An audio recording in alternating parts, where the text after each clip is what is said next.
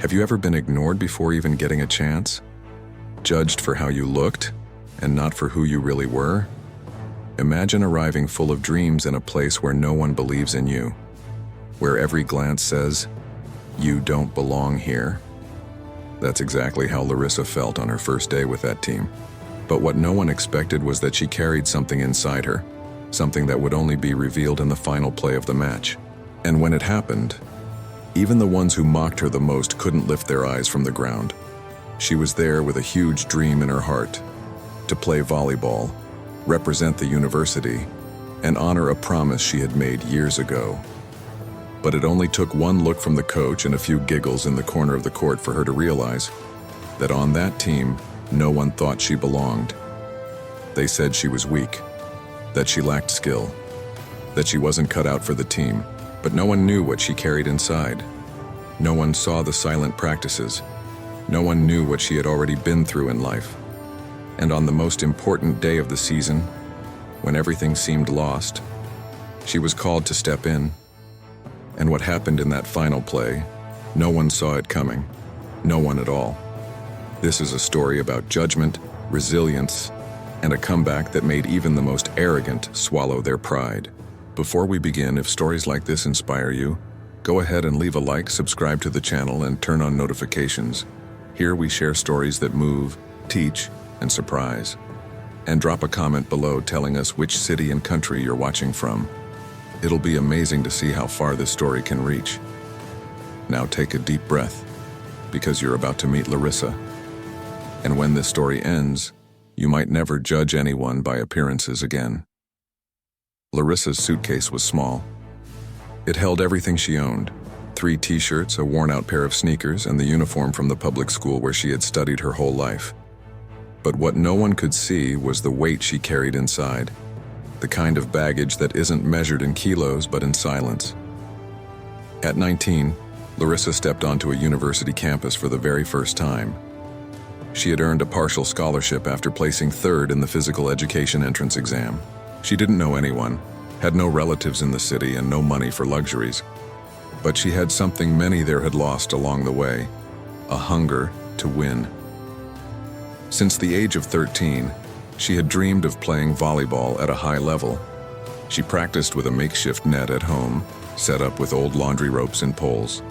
Her mother, a former amateur player, taught her the basics with love and patience. But a silent cancer took her away when Larissa was still a teenager, leaving behind only a folded letter in the back of a drawer, and a promise. "Daughter, don't stop playing. You were born for this." The university court looked enormous in her eyes. The floor shone, spotlights lit every corner, and the school's crest stamped in the center of the court seemed to shout, "Only the best belong here." At the first observation practice, Larissa arrived timidly. While the other girls chatted and laughed in the corners, she warmed up alone. Not because she wanted to, but because no one approached her. She heard the whispers, pretended not to care. But she did. A lot. When the coach arrived, the group formed a circle. The woman with tied-back hair and a firm voice looked each of them over with a sharp gaze. When she got to Larissa, she paused for half a second. Her eyes scanned her from head to toe. No smile, no welcome. The introductions began. Most of the players already knew each other from clubs and tournaments. Larissa felt the floor vanish beneath her feet. When it was her turn, she simply said, "Larissa, from a small town in Goiás, wing spiker." Someone behind her let out a muffled laugh. "Wing spiker? That skinny?" whispered a voice she'd never forget. It was Bruna, the team's star. Practice began. The coach asked for basic drills. Larissa missed 2 serves, slipped during her first reception, and almost fell trying to block. The court turned into an invisible ring, and she became the target of every sharp stare. "Number 7, take a seat," the coach said. That was her. She sat on the bench, hands trembling, throat tight. While the others shined in rehearsed plays, Larissa clenched her fingers tightly, trying not to cry. The worst part came at the end of practice. The coach thanked everyone for coming and announced that the list of selected players would be posted the next day. Before she even finished speaking, Bruna stepped up to her group of teammates and said loud enough for Larissa to hear, "Hope the newbie goes back to her farm. This isn't a place for amateurs." Larissa didn't respond. She swallowed the anger, along with the shame and fear. She walked silently back to the student dorm. Along the way, she turned on her phone and opened the last voice message from her mother, recorded a day before she passed away. The tired voice said, "Laurie, when the world doubts you, just promise me you'll keep playing." That night, she didn't sleep. She replayed every mistake in her mind, every harsh glance, every muffled laugh. Everything told her to quit, everything except that voice. The next day, the list was posted, and her name wasn't on it. Not even as a reserve. Not even as an alternate. Nothing. But what no one expected was that, even after being ignored, Larissa wasn't going anywhere. She had a plan, and what she was about to do would start changing everything, even if no one was watching yet. What Larissa was about to do didn't show in the eyes of someone who gives up, but in the footsteps of someone who's about to become a legend, even if she was training alone in the dark. The silence in the dorm that morning felt heavier than the walls themselves. Larissa had woken up early, as always, but this time without hope of seeing her name on the list. She knew she wouldn't be part of the team, at least not officially. But while the world moved along with the usual university routine, something inside her burned. It wasn't wounded pride. It was the kind of pain that ignites in someone who's been ignored so many times they've learned to turn rejection into fuel. Larissa didn't go back home. She didn't cry in the courtyard. She didn't call anyone. Instead, she walked alone to the empty gym, wearing the same worn-out sneakers and her head lowered. Not to hide, but to keep her breathing steady. There in the cold bleachers, she found the janitor. A quiet old man, white mustache, and a faded cap with the university logo. No one seemed to notice his presence, but he noticed Larissa. And that day, for the first time, he spoke to her. "Here to watch practice?" he asked, a cloth in his hands. She hesitated. "Actually, I wanted to train, but I don't think I'm allowed." He looked at her for a moment and said, "I can leave the lights on for another hour." Without knowing it, that man was opening the first door, one that no one else had offered. Larissa borrowed a ball from the storage room and stayed there, alone, practicing serves, receptions, bump passes, failing, adjusting, repeating, as if someone were watching, even though no one was. What Larissa didn't know was that the women's team had a scrimmage that weekend, and by cruel coincidence, the opposing team had canceled just hours before. The coach then had an idea, a sort of simulation with reserves and a few names not on the roster. That's how Larissa got the informal invitation. "There's going to be an open activity tomorrow if you want to show up," said an assistant with clear disinterest. She wasn't invited, she was tolerated. Still, she went. Arrived on time, uniform clean, hair tied up, and with a knot in her stomach that climbed up her spine. The coach gathered all the players on the court. She explained that the goal was to evaluate performance under real pressure. 2 teams, one in blue jerseys, the other in white. Larissa was placed on the white team, the reserves, and of course Bruna was on the blue team. At first, no one passed the ball to Larissa. She ran back and forth trying to get in position but was ignored in every play. When she finally received a ball, she mishandled the bump. The ball bounced on the floor. Bruna called out loudly, "You want to play house or can we take this seriously?" Laughter, even from the coach. Not loud, but those subtle corner smiles that hurt more than a slap. Larissa forced a smile and got up. On the next serve, the ball came hard. She jumped to defend and landed on her knee. The pain was mild, the embarrassment crushing. The coach crossed her arms and turned her back. Bruna commented out loud, "Imagine that in a real game." She can't even fake it. The game continued for another 40 minutes. Larissa had few chances, but when she did, she saved 2 tough balls and scored a point with an unexpected second touch. Still, the coach didn't even lift her eyes from her notebook. When the game ended, the coach thanked everyone. Then she said, "Some of you showed effort. Others still have a long way to go." Her eyes went straight to Larissa. Cold, empty. The message was clear. You don't belong here. Larissa walked off the court in silence. None of the players said goodbye. In the locker room, she overheard Bruna's voice. "Hope she gets the message soon, and no point in trying." On the walk back, Larissa held her towel like a shield, her chest tight, eyes burning. But something was different about this pain. It hurt, but it didn't freeze her. It was the kind of pain that stung like a reminder. And that night, with scraped knees, she wrote a sentence in the old notebook she had kept since high school. "They might not see me, but they won't be able to ignore me forever." And from that night on, Larissa decided that if they didn't want her to train with the team, she would train against time. In the dark, in silence, until no one could pretend she wasn't there anymore. The gym was already empty when Larissa returned that night. The main lights were off. Only the emergency ones gave the court that cold, almost somber glow. That was where she felt alive. There, and only there. The janitor was closing the side gate when he saw her with her backpack and the ball tucked under her arm. He didn't even ask. He just nodded and kept walking, leaving the key turned in the lock and time wide open for her. She put together a solo training routine with paper cones, duct tape, and empty water bottles. In the silence of the gym, only the sound of the ball echoed. A rhythmic, almost hypnotic sound, as if each hit were a note from a song only she knew.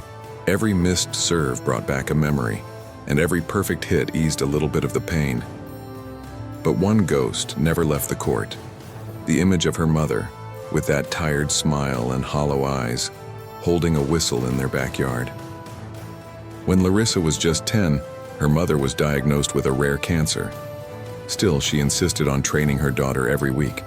She improvised a court with ropes, used flip-flops as position markers, and corrected Larissa like an Olympic coach.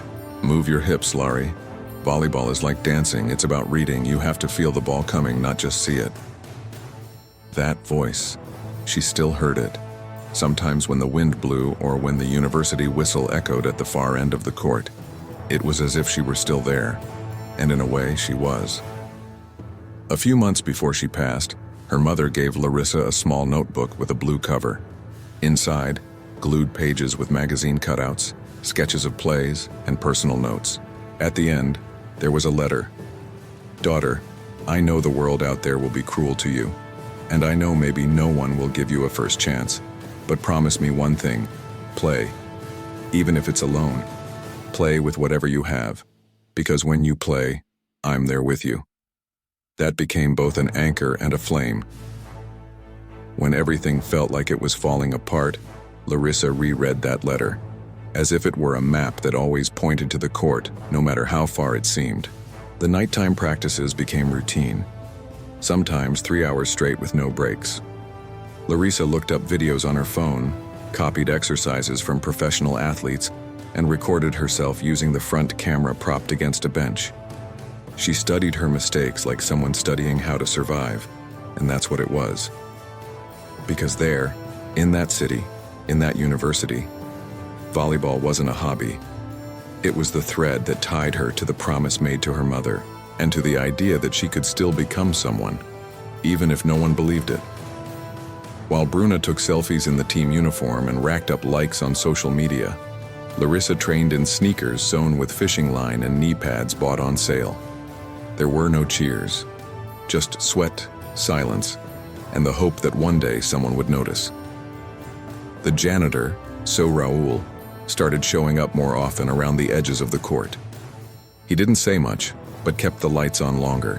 One day he discreetly left a bottle of water and a towel on a bench. On another, he handed her a pair of new socks wrapped in newspaper. He never talked about it, neither did she. Little by little, Larissa became more agile, more accurate. Her serves started landing in the corners. Her bump passes came out clean. Her vertical jump improved. But no one on the team knew, because no one saw. But in every story of invisibility, there comes a moment when the shadow crosses paths with the light. And when that happens, something changes forever. On an ordinary night while doing defensive drills in the back of the court, Larissa heard footsteps. She thought it was the janitor, but it wasn't. A figure stood still in the corner watching. Slim silhouette, arms crossed, wearing the university team jacket. She stopped, surprised. The figure kept looking for a few more seconds, then turned and left without saying a word.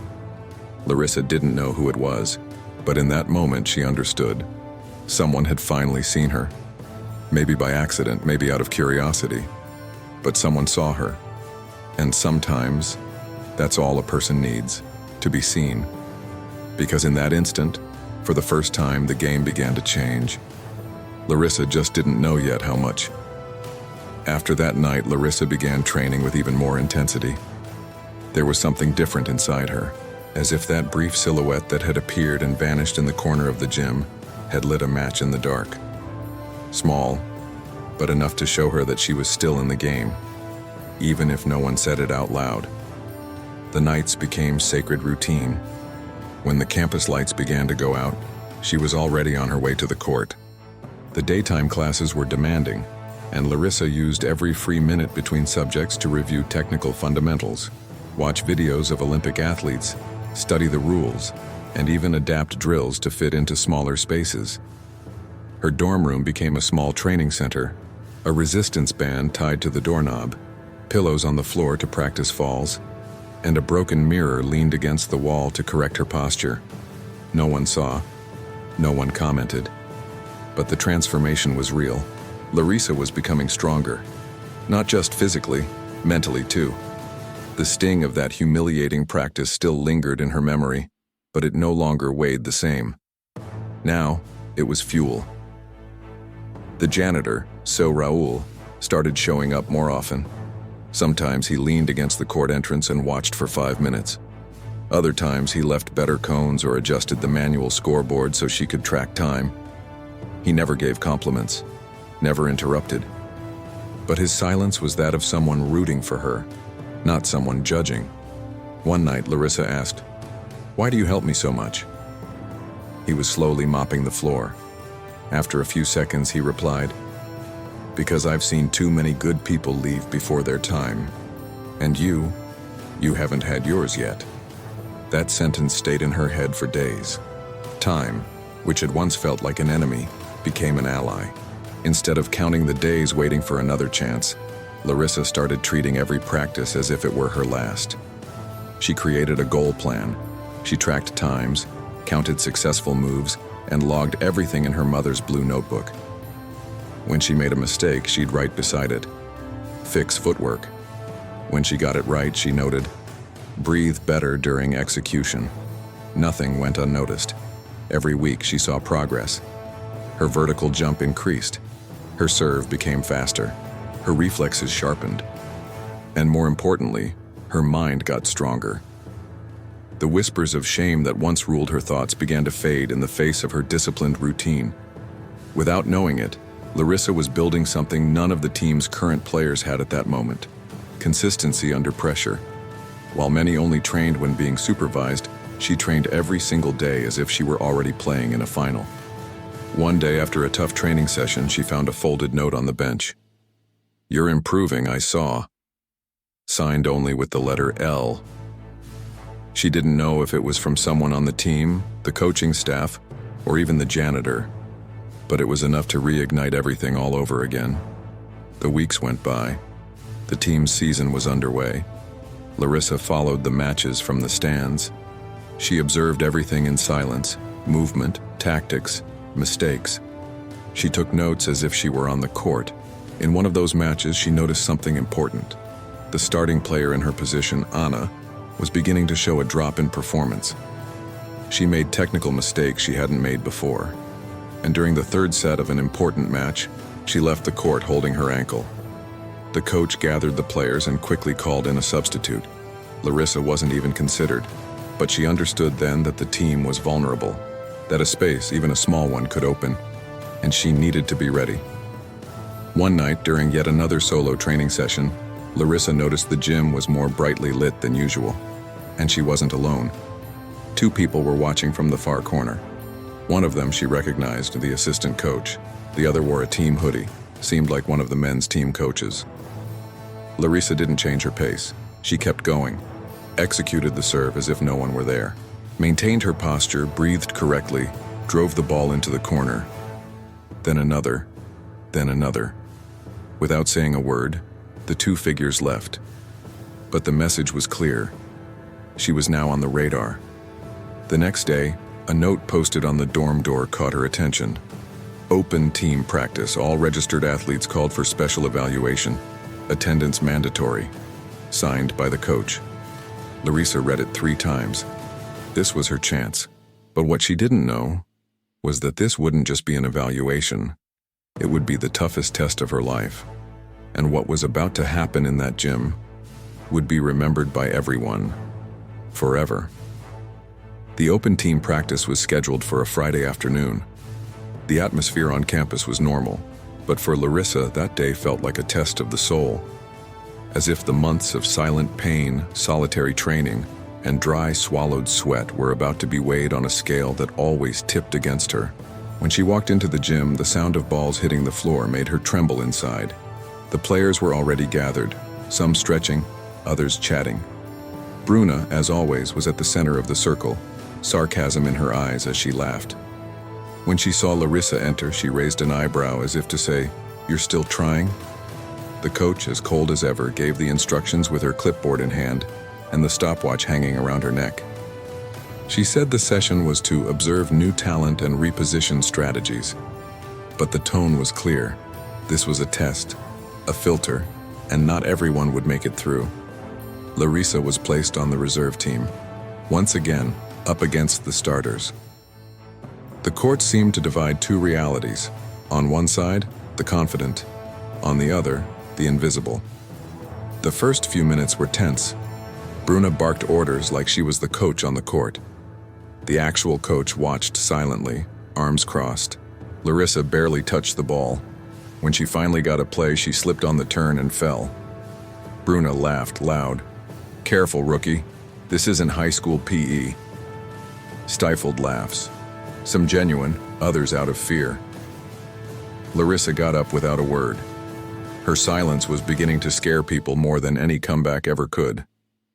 But something strange happened during that practice. Anna, the starter in Larissa's position, asked to step out in the middle of the second drill. She pointed to her ankle and made a subtle signal to the coach. "This again?" muttered the assistant, frowning. The coach just nodded for another reserve to step in. That was the first visible crack. An important player on the decline. A small opening. In the following days, Anna started missing practices. When she did show up, she couldn't complete the sessions.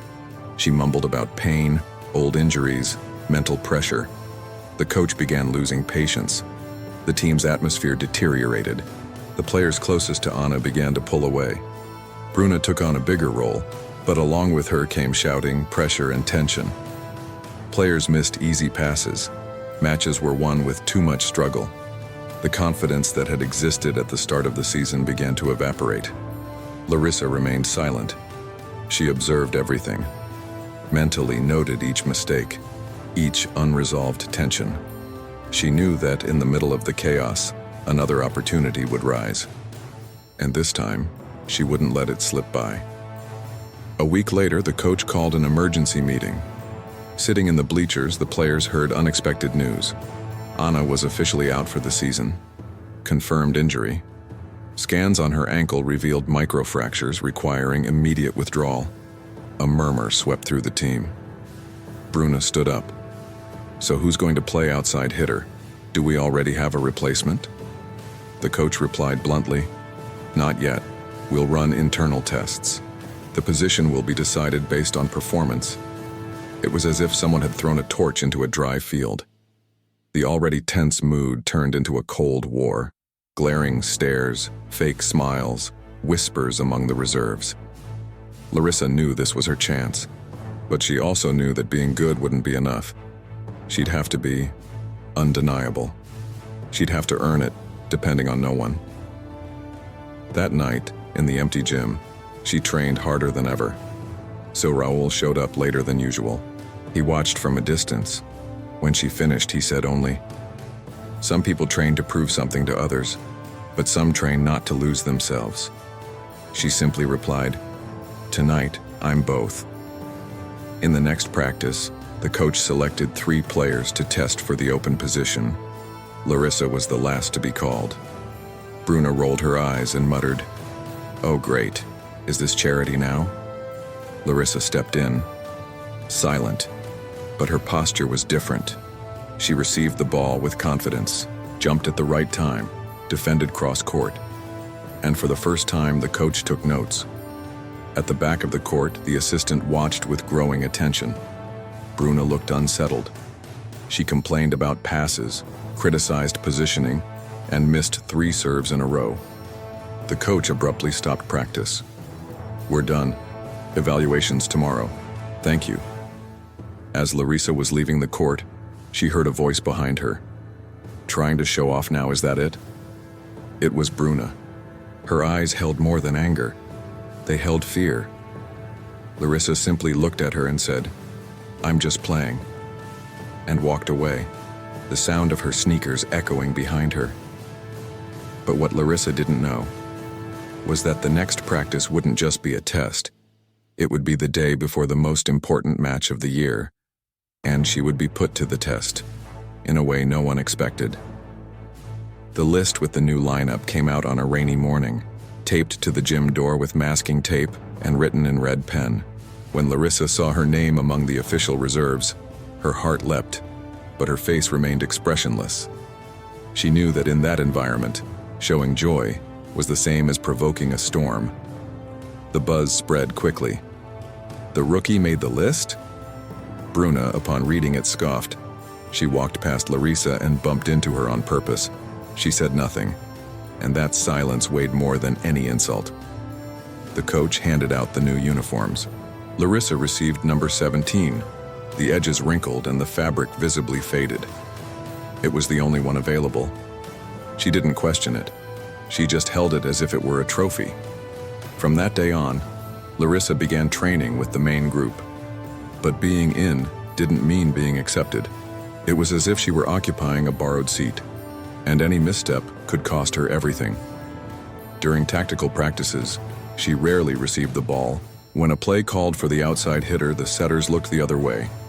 When she spoke, no one replied. If she made a mistake, she got scolded. If she got it right, they said it was luck.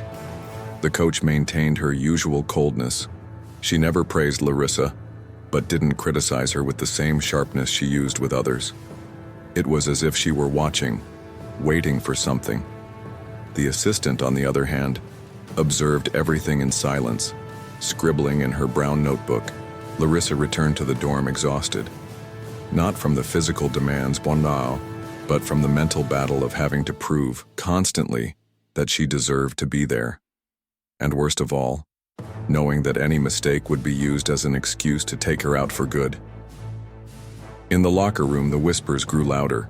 One day, when she opened her locker, she found a crumpled note. "You train like a player, but play like a bench warmer." No name, no signature, but the handwriting looked familiar. Cold, angular, almost sharp. She crumpled the paper, threw it in the trash, and took a deep breath. There, alone, she remembered the blue notebook, the promise to her mother, the invisible sweat from nights when no one was watching. And she whispered to herself, "They don't have to accept me. They just can't keep ignoring me." In the following practices, Larissa started paying closer attention to the team's patterns. She noted Bruna's movements, the setter's signals, the coach's reactions. She was inside a hostile system, but she was learning how it worked. And sooner or later, that would matter. One day, during a cross-court defense drill, Larissa dove to save an impossible ball. She scraped her arm on the floor, but kept the ball in play. The rally continued, and the point went to her team. No one celebrated, not a glance. But in the corner of the court, the janitor watched with arms crossed, his head giving a subtle, silent nod. In the days that followed, the coach started using Larissa more often in scrimmage simulations. Resistance from the team grew. One player openly complained, "She doesn't have chemistry with us." The coach simply replied, "Chemistry can be trained, talent can't." Bruna didn't take that response well. In one intense practice, she forced plays toward Larissa. One of them was deliberately misplayed. The ball came off-timed, impossible to react to. Larissa jumped in desperation and landed on her side, hitting her shoulder. Silence. The coach watched closely. Larissa got up on her own and kept going. That night, lying on the thin dorm mattress, she couldn't sleep. Her shoulder ached. Her head spun. She thought, "Is this still worth it? Am I just fooling myself?" But all she had to do was close her eyes and hear her mother's voice in their backyard. When it's hardest, keep going. That's when it matters most. At the end of that week, the coach announced that the most important game of the semester would be against the reigning state champion. "Everyone needs to be ready," she said, and then looked directly at Larissa. "Everyone." Bruna's eyes sparked. It was clear that the internal tension was about to boil over, and she wouldn't let Larissa take a space she believed belonged to her. The final practice before the match was scheduled for the next morning. Larissa arrived early. Total silence. She started stretching alone. In the corner of the court, something made her pause. On the bench, a folded piece of paper. She picked it up carefully. It read, "You've been invisible long enough." And that morning, something changed. Because the next practice wasn't just preparation. It was the last obstacle before the game that would define not only a season, but how Larissa would be remembered from that day on. Saturday dawned overcast. The gray sky gave the campus a heavier atmosphere, almost as if the whole world knew that this day wouldn't be ordinary.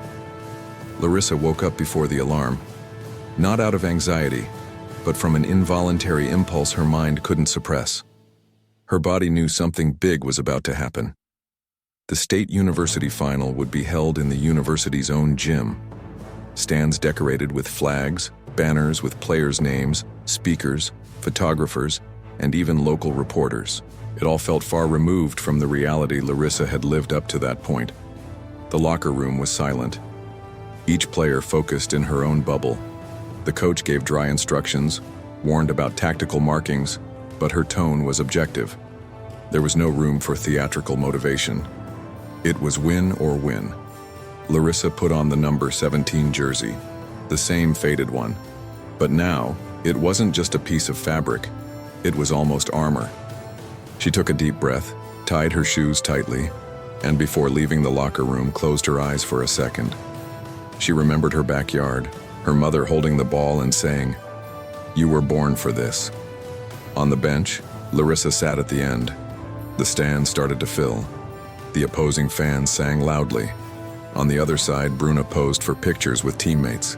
Nothing seemed to shake her confidence, but there was something different about her. A slight tremble in her left hand. The match began with intensity.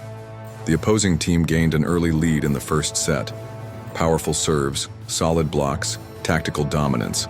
The home team looked nervous, making basic mistakes. Bruna shouted orders, gestured, but the team sank into anxiety. Larissa watched closely. Not just the game, but the behavior.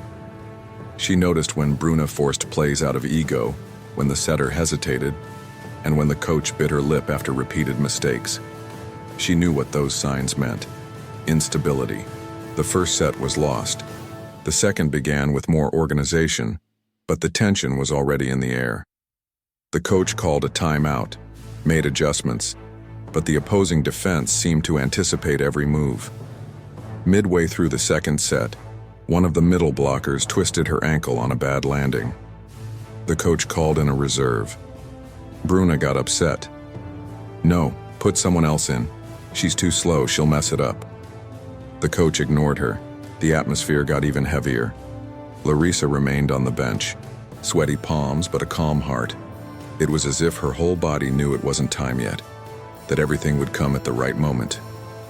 Near the end of the second set, another scare. Bruna landed badly after a jump. She stood up quickly, but was limping. The coach came over. "Do you want to come out?" She snapped back, "I'm fine, leave me." The game turned into a field of tension.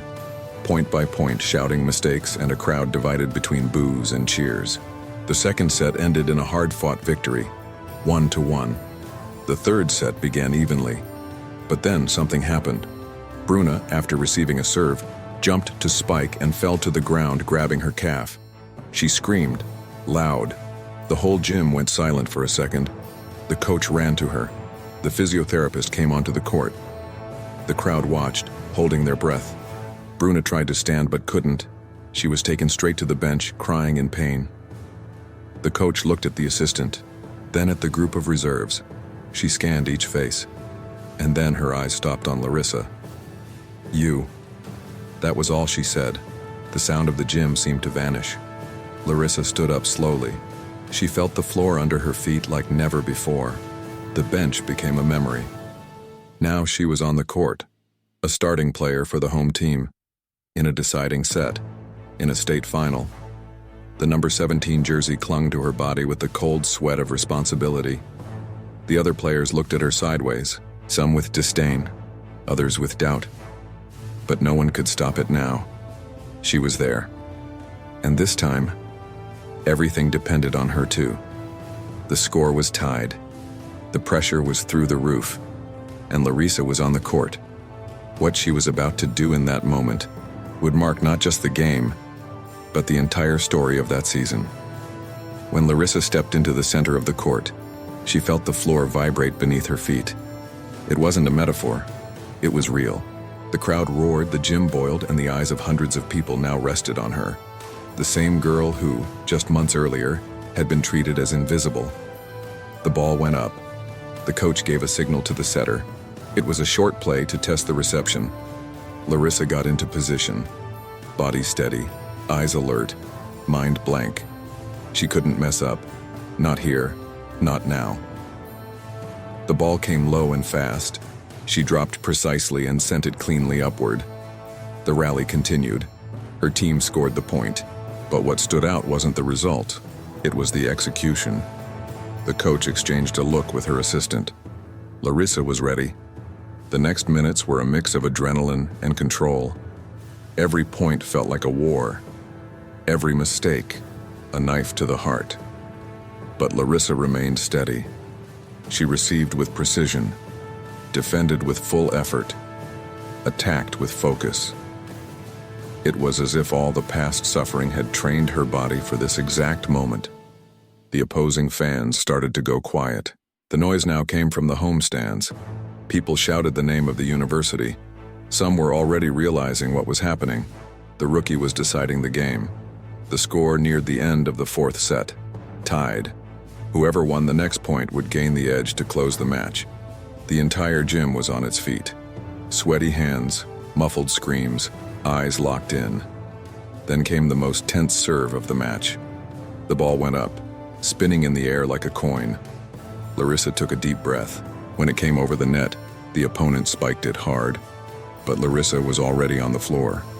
She dove, scraped her fingers, and saved it. The ball went up awkwardly, but still in play. The setter adjusted, looked at Larissa for a second, and in that brief glance there was something unspoken, a silent recognition. The ball went to her. Larissa jumped, with everything, as if she were jumping for every solo practice, every night without support, every time they said she wasn't good enough. In the air, she saw the double block forming on the other side. It was now or never. In milliseconds, she adjusted her arm and spiked cross-court. The ball barely missed the defender's hands and hit the ground. Point. The gym exploded, but the referee raised the flag. A challenge was called. The opponent claimed the ball was out. The screen showed the replay. Zoom. Slow motion. The ball touched the line. By millimeters. Point confirmed. Larissa didn't smile, didn't celebrate like the others. She simply looked up, took a deep breath, and closed her eyes for 2 seconds. In the silence of her mind, she heard her mother say, "That's how you play, daughter." The final set began. Larissa was now a central piece. The coach shouted instructions, but Larissa already knew what to do. She had entered a mental state few athletes ever reach: complete focus. Bruna, on the bench, watched silently, for the first time, without sarcasm in her eyes. The points went back and forth, one here, one there. Forced errors, unreal defenses. And then, 14-14. Whoever scored 2 consecutive points would win. The opposing coach called a timeout. The gym fell into suspense. Larissa knelt down as she always did before her secret training sessions. She said a short prayer without words, just emotion. When she rose, her eyes were moist but her body steady. The ball spun again. Larissa received it, got up, sprinted for the attack. Double block. Even so, she crushed it. Point. 15-14. The final point arrived. The crowd was screaming. The coach didn't blink. The ball came. Bad reception. Larissa ran, dove, saved it. The ball came back with spin. The opponent went to spike, but Larissa jumped and blocked. Alone. The ball hit the floor like thunder. 16-14. Game over. The court became chaos. Screams, cheers, tears. The coach ran in, hugging the team. Some players dropped to their knees. The assistant was looking for someone in the middle of the crowd. Larissa? She was sitting in the corner of the court, crying in silence. She wasn't jumping. She wasn't shouting. Just crying. Because in that moment, all the pain was gone. Not because she won, but because for the first time, she felt like she belonged there. But Larissa's story didn't end there. Because what happened after the victory would move everyone, even those who had looked down on her the most. The sound of the ball still echoed in the gym when Larissa was surrounded by her teammates. Some hugged her sincerely, others out of obligation. But none of them could deny it. That game had only been won because of her. Bruna, sitting on the bench with ice on her calf, watched everything with her arms crossed. Her gaze lost on the floor. For the first time in a long while, she was invisible in that space, and the one who used to be invisible was now the center of it all. The coach walked over. Without saying a word, she simply placed a hand on Larissa's shoulder and gave a firm nod. Recognition. Respect. A kind of approval Larissa never imagined receiving from that woman. The assistant coach, who had silently observed for so long, walked over slowly and handed Larissa an envelope. "Open it when you're alone," she said. Larissa held it carefully. It was light, but felt like it carried an enormous emotional weight. When the award ceremony began, Larissa was still in shock. Her name was announced as the highlight of the match. The gym gave her a standing ovation. Many didn't even know her name before that day. Now they were shouting it as if she had always been part of the team. As she climbed the podium to receive her medal, she passed the banners of the main players, where her face wasn't shown. A chill ran down her spine. But instead of sadness, she felt strength. It was as if that blank space said, "You made it here without this. Now the rest will follow." After the ceremony, the locker room was filled with euphoria, loud music, shouting, selfies with the trophy. Larissa put her medal in her backpack and slipped away. She needed silence. She left quietly, crossed the now empty gym, and went to the bench where she used to train alone. She sat down and opened the envelope. Inside was a letter. It was from the assistant coach. "Larissa, since the very first practice I saw something rare in you, but I knew that if I intervened, the team would crush you. So I waited, I watched, and I hoped you would prove it on your own. Today, you didn't just play, you taught all of us. Welcome to the team. For real. Carolina, assistant coach." Larissa's hands trembled. The tears ran freely. That letter meant more than the trophy. It was the first time someone within that structure acknowledged her journey, not just the victory. The next day, the university's main page featured the headline, "The Historic Comeback of Number 17." The photo showed Larissa mid-block, her body in the air, the ball just about to hit the floor. Comments, shares, messages from students, professors, strangers. Everyone wanted to know who was the girl who overcame prejudice with effort. The game footage went viral, but it wasn't just the points that captivated people.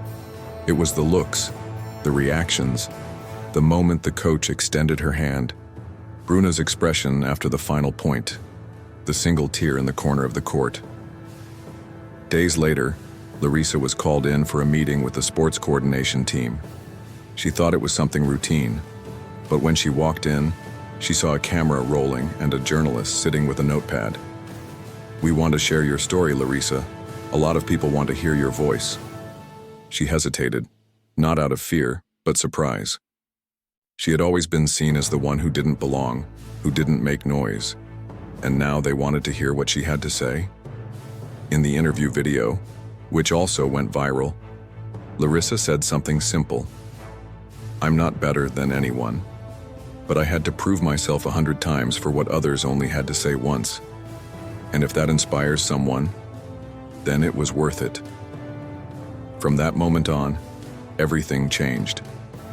Invitations to represent the university at events, new friends approaching her with genuine respect, and even Bruna, who once embodied pure arrogance, approached her in the hallway. "Congrats." "Really?" she said, eyes lowered. Larissa simply smiled and replied, "Thanks, and good game," even for those who couldn't finish it. At the next practice, Larissa arrived before everyone else, as always, but this time she wasn't alone. 2 new freshmen were waiting at the gym entrance. "You're Larissa, right? We really want to learn from you." She smiled, opened the door, and said, "Then let's get started." But there was still one last surprise waiting for Larissa, one that didn't involve medals or trophies, but something that would touch her even deeper than any applause she had received so far. The morning sun filtered through the tall windows of the gym. The court was still empty, silent, as if the whole space were breathing more calmly after the storm. Larissa, alone as so many times before, walked slowly with the blue notebook in her hands. It was the same notebook she had kept since her teenage years, the same one her mother had given her. And that day, she didn't want to train. She just wanted to write, like she always did when the words didn't fit in her head. But as she scribbled scattered phrases in the margin of the page, she heard a familiar echo, hurried footsteps. The coach walked in, holding her phone, her expression different. It wasn't coldness. It was restrained emotion. "Larissa, sit with me for a minute," she said, in a tone Larissa had never heard from her before. Curious, human. They sat on the side bench. The coach showed her a video she had received just a few hours earlier, sent by a former university athlete. It was an amateur video recorded months ago. It showed Larissa training alone, serving, receiving, falling to the floor, alone in the dark. The quality was poor, but the dedication was unmistakable. The title read, "The Girl No One Sees But Who Trains Like a Champion." The video had over 800,000 views. People from all over Brazil were commenting, sharing, saying, "This girl is what sports needs." Then the coach showed her the comments. Many were praises, but one in particular stood out. "That was my wife. She used to train our daughter in the backyard. I see her in every move this girl makes." Signed, Larissa's father. Larissa's eyes filled with tears. She hadn't spoken to her father since he left the family years ago. He couldn't handle her mother's illness, left without a word. And now, there he was, watching. Proud. Late. But there. The coach hit pause. They sat in silence for a few seconds. Then she said, "I didn't see you at first, Larissa, but now no one can pretend you don't exist." That same week, the university announced the production of a documentary, Number 17. It would be shown at the National University Festival. Larissa's story would be told in full, including the painful parts. During production, the janitor was interviewed, so Raul. In the recording, he said, "I didn't help her out of pity. I helped her because I knew she had something you can't buy or train, soul. And whoever plays with soul never loses." Never. The documentary premiered at the University Theater. Packed. When Larissa's name appeared in the credits, the audience stood and applauded. But what moved her most was seeing in the middle of the crowd her father, sitting in the last row, eyes filled with tears. After the screening, he came up to her. He didn't say, "Forgive me." He didn't say, "I was wrong." He said something even harder. "I hid from the world while you faced everything head on. I watched you win where I gave up." Larissa didn't answer right away. She looked at him and said, with a sincere smile, "I hid too, Dad. But now, I've found myself." The next season started with new freshmen. Larissa was now a role model, not because of fame, but because of her example. And more than that, she began training the newcomers with the same blue notebook, the same firm gaze her mother once had. One day, one of the girls asked, "Have you ever thought about giving up?" Larissa smiled. "Every day, but there was always something pulling me back." "What was it?" the girl insisted. "Promises. Some we make to ourselves, and others we make to those who are no longer here." In the final seconds of the documentary, the camera focuses on Larissa walking alone across the court after a practice. The narration says, "She wasn't accepted, she wasn't welcomed, but she stayed, she fought, and in the end, made everyone rise to their feet." Because deep down, Larissa's greatest victory wasn't the trophy or the applause. It was never letting others decide her worth. It was not giving up. It was continuing when no one else believed, except her and that voice in the backyard. This is Larissa's story, but it could be yours too. Because in the end, it doesn't matter how many doors close. If you keep walking, eventually someone will hear the sound of your footsteps. And when that happens, may you be ready to step in with everything you've got. Subscribe to the channel, share this with a friend who needs to hear it, and don't forget to click the link in the first pinned comment. There's something there waiting for you.